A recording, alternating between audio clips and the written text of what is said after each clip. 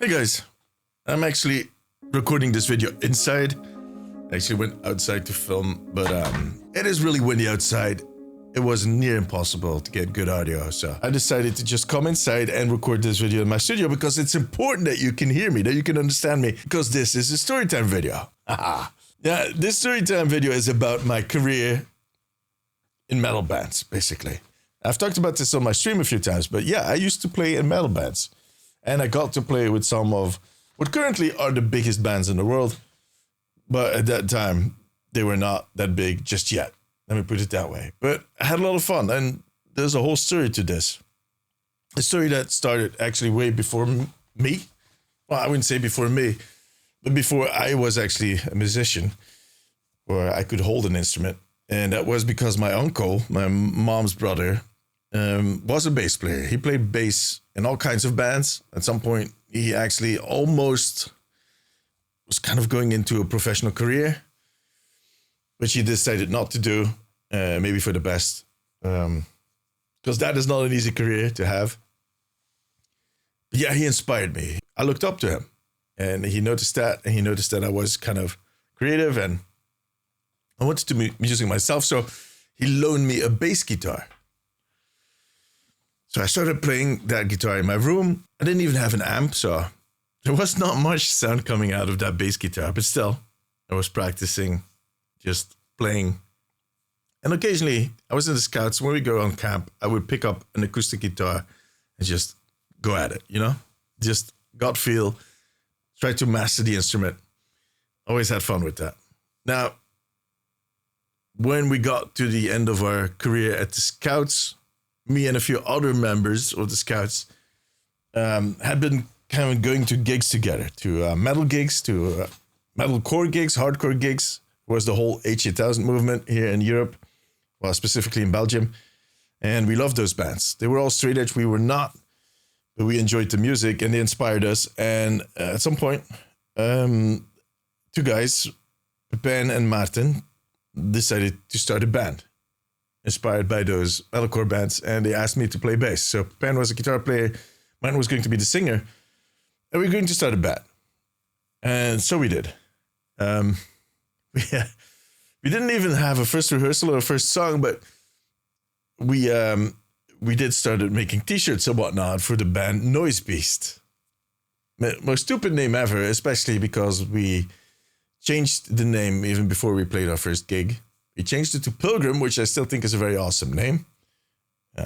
Maybe we should pick up that name someday. But anyways, we didn't have a drummer. So we put up a little poster. Pepin put up a little poster, I think in the record store or in the local metal bar, the Frontline. It was called Legendary Bar. And we got a call someday. A guy, Christophe, he had a drum set. He wanted to play with us. Now, Christophe, special story. He had rich parents because they had won the lottery. The whole story by itself, there's so much to tell there. I mean, throughout this whole story, I'm going to try and give you a rundown of everything that happened in those 10 to 15 years that I played in metal bands, without going too much into details, because for every phase of that story, there's so many side quests that I'll possibly make separate videos on one day, but for now, I'm going to stick to the main story, okay? Christophe joined the band. We rehearsed in his bedroom. He shoved it beside his bed.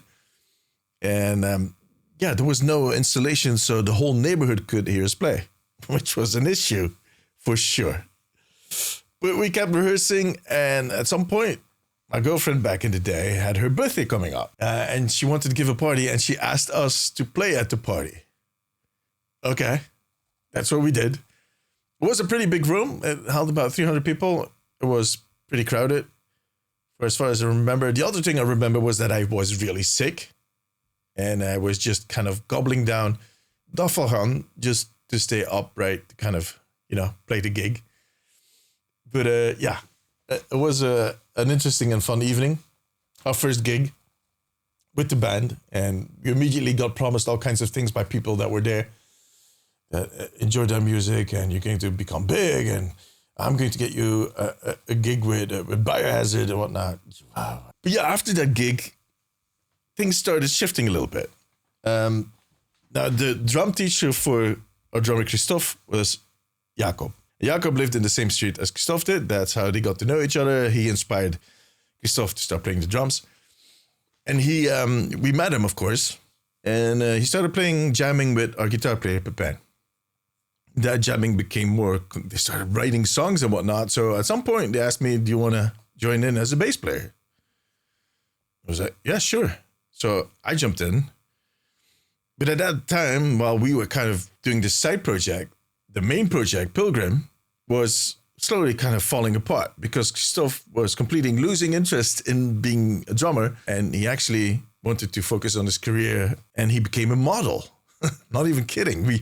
For years to come, we saw his pictures in bus stalls and whatnot. So yeah, that kind of went out. The thing is, of course, me and Pepin just worked harder on the new project, started looking for a singer and started looking for a second guitar player, doing all these auditions, while Pilgrim was slowly falling apart, which left our singer, Maarten, kind of,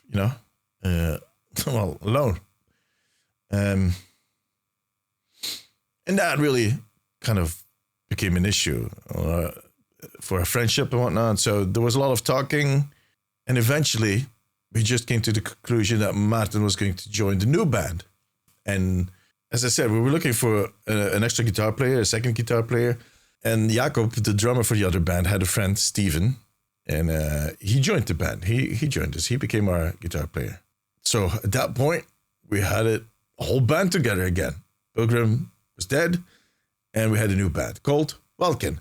Figuring out that name was also a whole adventure and a story, but we got it. Welkin was born. And we started rehearsing, started playing gigs, taking the group pictures and whatnot, recorded a demo. But the recording of the demo was, it was a rough time, let me put it that way. There was a lot of conflict. The band grew as a whole, but you noticed that some things were just falling behind, and not everybody agreed on the creative vision, and the process was wonky at best. So that started to kind of raise the frustration levels within the band. But, we were doing our thing. We recorded the demo. We did a few gigs. But at some point, right after we recorded that demo tape, still have that tape somewhere on the attic. Looked gorgeous, gorgeous art made by Pepin. The drummer left the band, Jacob. And shortly after, Steven left because he had to focus on the studies. He was studying. He couldn't combine all the rehearsals with his schoolwork, so he decided to also leave the band. So at that point, we were just the three of us left with a whole bunch of songs, but nowhere to go. No more. We didn't have a rehearsal space because we used to rehearse at the new drummer's place, at Jacob's place, which is also a whole bunch of stories right there about that house. It was a huge, almost mansion with a lot of rooms, but interesting stories. I'll keep those for another time. So yeah, we started looking. We found a new rehearsal space, and there was a friend of Pepin. They were studying at the same school. They were both studying at an art school, and he had a small project with one of his best friends. He was the drummer. One of his best friends, Davy, was the guitar player, Frank and Davy. And they were looking into maybe starting a band, and we just decided to merge two bands, and they were basically joining us. So we got a complete band again. Now, the moment we started rehearsing with Frank and Davy, Maarten, our singer, got offered a position as lead singer for a big Belgian metal band called the Omnic Movement. They were pretty big at that time locally, but they had an ambitious plan to kind of go international. And they did, to a certain extent. They did a whole tour with Machine Head and Moonspell, if I'm not mistaken. So, yeah, they did pretty good. But he had to make a choice. He could not combine both bands, and he made the choice to join Omnic Movement, which left us without a singer, and again, trying to figure out what we're going to do. Now, we auditioned a lot of singers. None of them really worked, to the point where I had been doing backing vocals for Welkin. What if I just became the lead singer and we looked for a new bass player? And at that point, I approached Steven, who used to be the guitar player and left because he had to study, who I, at that point, was working with. We worked at the same company in Brussels. And I asked him, dude, do you want to come back in the band and play bass? And I don't remember if he had to think about it, but yeah, he did. He picked up the bass, got himself an amp, got himself a guitar, and he's one of the best bass players I know right now. So that was a nice pivot right there. So that was the start of our first stable run, or the first stable lineup. That was the base of what Welkin was. From that moment on, we started rehearsing, playing a lot of gigs, recorded our first album, Angel Inside, which was released on the Spew Records, an Italian label, underground label, but they did a great job. We got there thanks to Sven from Aborted. Aborted is one of the biggest Belgian export products in metal. They still exist. They have been going really strong for a long time. And their singer, Sven, kind of noticed this at one of the gigs that we did together. And he started supporting us in any way possible, including helping us get in touch with a label like The Spew. And that record release on The Spew got things rolling. We just had so many gigs. There were weekends that we had 3 gigs. There were months that we played almost every single free day. We got to play in Portugal at Barcelos Fest, I think it was called, with some really big names, including Aborted, Langche. The whole weekend is just packed with stories that I'll keep for a separate video, but let me pull one thing out where I got to meet Dirk Verburen, who is a Belgian drummer. He was born in Belgium, moved to France when he was 12 or something like that. And he had played for Aborted for a short time. But at that point when we met him, he played for Scarf, a French band. And then years later, he played for Soulwork. And right now, that guy that we got to talk to, 15, 20 years ago, is the current drummer for Megadeth, which still kind of blows my mind that friendly, nice chap I talked to all those years ago in a garage somewhere in Portugal is now the drummer for one of the biggest bands in metal history. On top of that, we played in France, the Netherlands, Czech Republic. We played at Obscene Extreme, which was also a whole adventure with corrupt cops and, oh my God, so many stories to tell. And we held that lineup for quite a while. Started writing for a second album, but at some point, it was right after we played Obscene Extreme, our guitar player was getting a little tired. It was kind of done playing 3 shows every weekend, so he decided to leave the band. He was done, and I don't think he touched his guitar ever since. He didn't play in any other bands. He just wanted to play Xbox and smoke weed. That was what he wanted to do. So we needed to look for a replacement for Davey. We found Peter. Peter was the former guitar player of one of our favorite Belgian bands back in the day, Family of Dog. They were also part of that whole H8000 crew, that scene. But just like us, they were not straight edge. They played quite a different type of music. It's kind of unclear how they got involved with all these bands. But yeah, we used to see them at shows and we loved their music. So the fact that he was going to join us made us very giddy, made us very happy. So Peter joined the band and we started rehearsing again, playing shows until at some point, Steven, our bass player, got an offer from another band. Now, just before that, I actually joined the second project. At one of the gigs that we played, the drummer for a band that we had been playing a lot of shows with approached me and was like, dude, we're starting a new project and we're looking for a singer. It's kind of a Mastodon, Diligence, Cape Plant, kind of, in between that stuff, kind of rock and roll metal vibe. And would you be interested? So I went over there, did audition, and I eventually joined the band. And that band was Helldozer. And we recorded a demo, we recorded a split album. We did our own shows, sometimes in combination with Welkin, actually. So I had to sometimes play 2 shows in one day at the same festival or at the same gig. But yeah, when Steven decided to leave for the other band, I got into a conversation with Jeff, the guitar player for Helldozer, or one of the guitar players for Helldozer.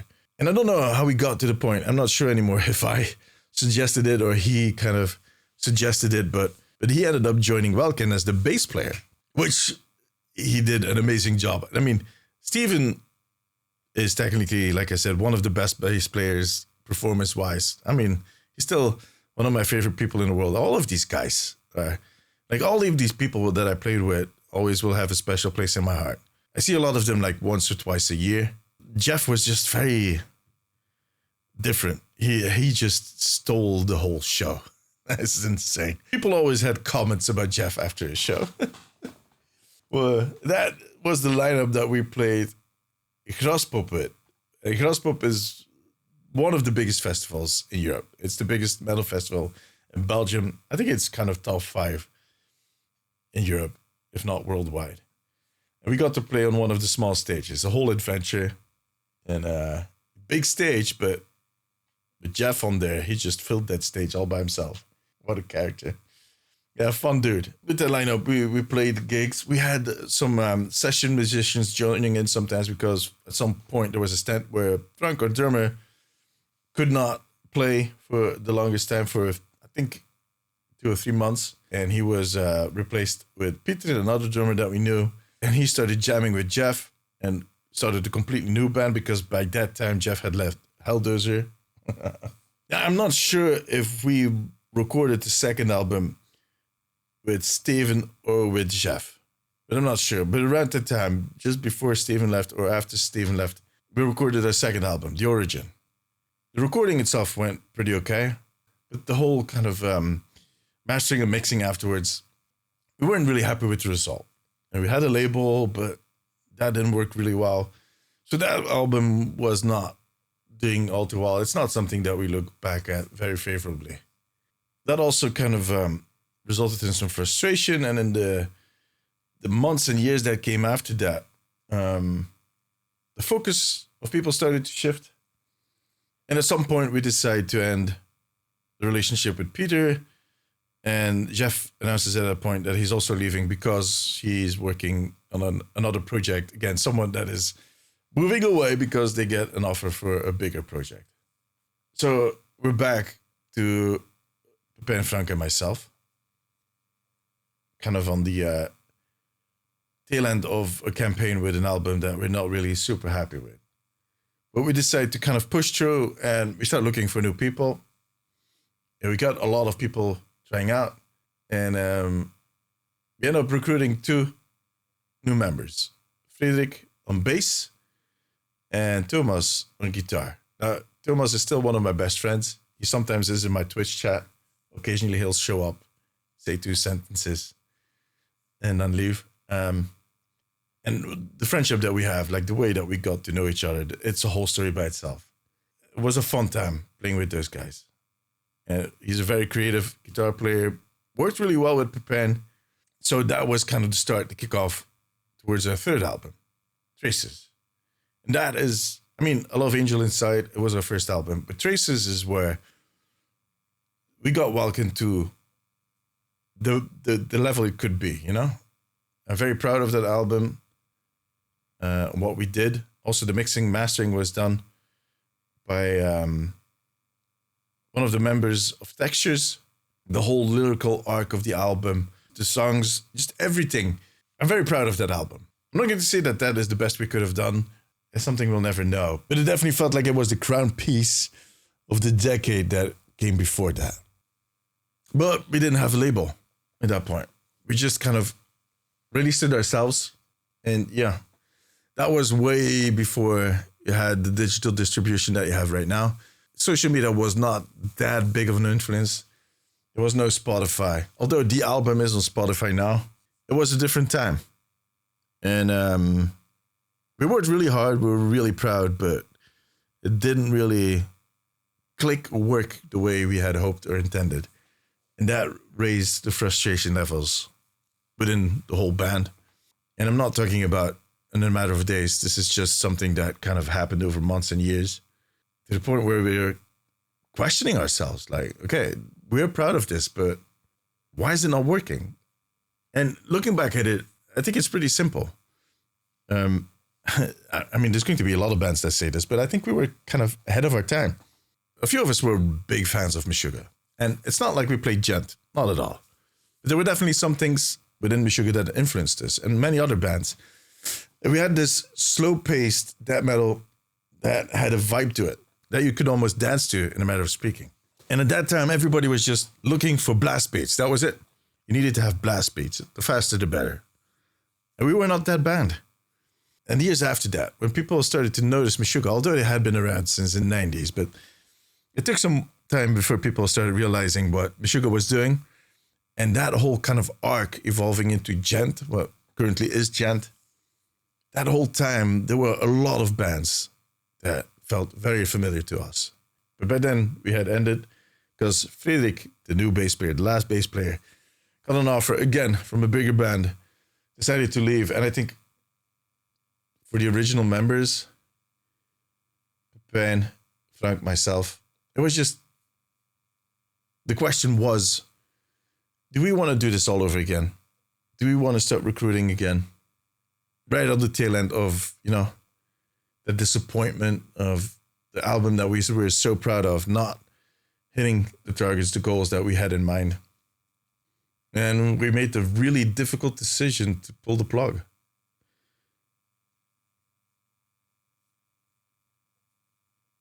Yeah.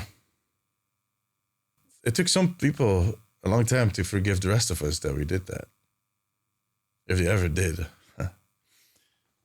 And for me personally, it was also very difficult. But if I had known that the trend was going to shift the way it did, I possibly would have held on longer. But it is what it is.